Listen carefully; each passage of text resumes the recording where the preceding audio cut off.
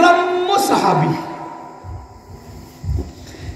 চেহারা কোনো আকর্ষণ নেই, চেহারায় কোনো আকর্ষণ নেই, শরীরে কোনো সৌন্দর্যতা নেই। হাদিসের ইবারতগুলোর অনুবাদ বলতেছি আমি। তার শরীরের কাঠামোতে কোনো আকর্ষণ নেই, চেহারায় কোনো সৌন্দর্যতা নেই।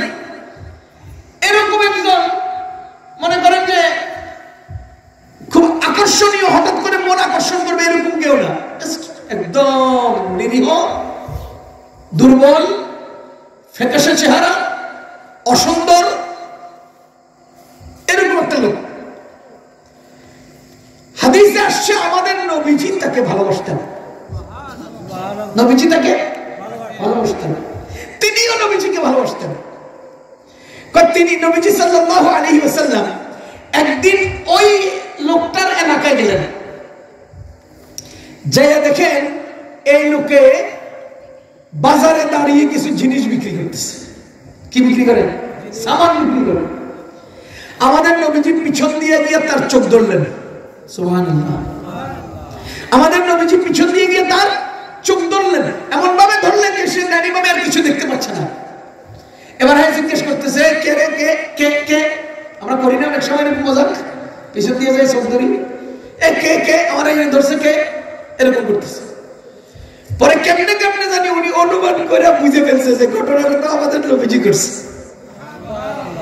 এবার নবীজি এভাবে চোখ ধরা, উনি এখনো নবীজির হাতের কবজার মধ্যে আছেন, তিনি বুঝে ফেলছেন ঘটনাটা নবীজি ঘটাচ্ছেন।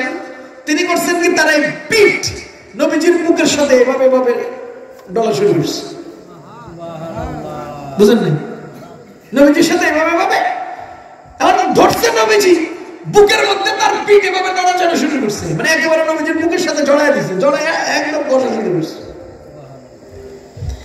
আমাদের নবীজি তো বুঝে ফেলছে যে লোকটাও আমার চিনে ফেলছে।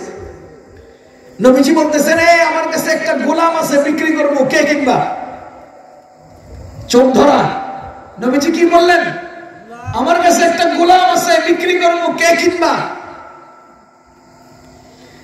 এই সাহাবী তিনি বলেন, ইয়া রাসূলুল্লাহ,